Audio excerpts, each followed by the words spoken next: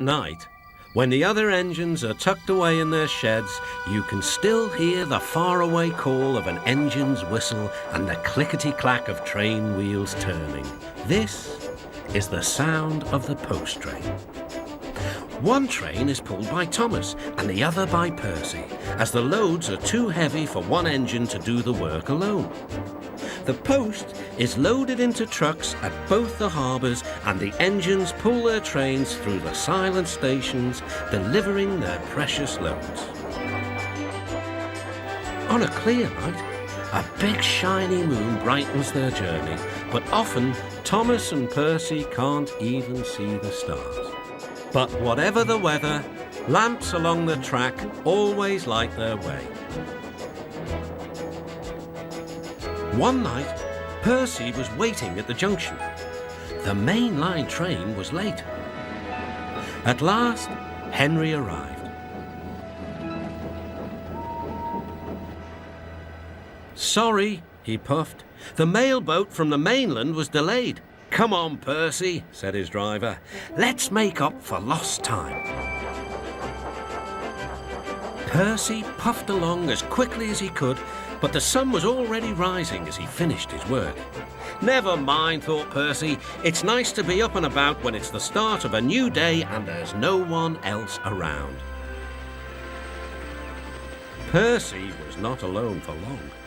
"Bother," said Percy. "It's that dizzy thing, Harold." "Good morning," whirred Harold. "I always said railways were out of date, but you're so slow with the post, you should give everyone their stamps back. Post haste." Percy was too tired to explain. "Bird brain," he muttered. "Good morning, Percy," called Duck. "You're up early." "No, you're wrong," sighed Percy. "I'm back, tired and late." He rolled into the shed and fell asleep almost before his buffers touched the bar.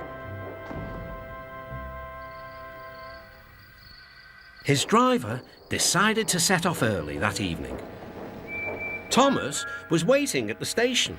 "Thank goodness I've a chance to speak to you. Driver said that the person in charge of the post has complained to the Fat Controller about the delay last night." "But that wasn't my fault," replied Percy. "I know," said Thomas, "and so does the Fat Controller, but this post person wouldn't listen. Tonight we'll just have to be quicker than ever before." The engines were just leaving the station when they heard a familiar buzzing. "I say, you two, there's news flying about." "Where?" puffed Percy. "All over the place. They're going to scrap the post train and use me instead. Wings work wonders, you know, always." "Rubbish," huffed Thomas. That night, everything ran like clockwork. Thomas and Percy steamed through the stations, making good time everywhere they went.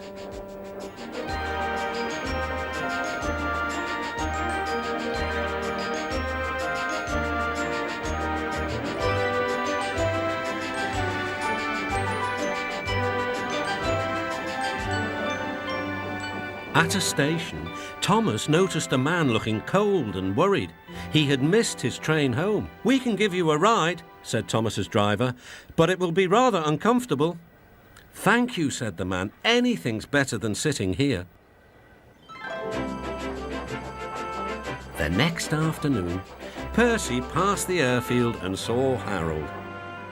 "Hello, Lazy Wings. Are you too tired to fly today?" "The wind's too strong. I've been grounded," grumbled Harold. "You need rails," laughed Percy. "They work wonders, you know. Always." That night, the Fat Controller showed the two engines a letter. It was from the man who had missed his train. "He thinks you are both splendid," said the Fat Controller, "and everyone says that the post train is the pride of the line."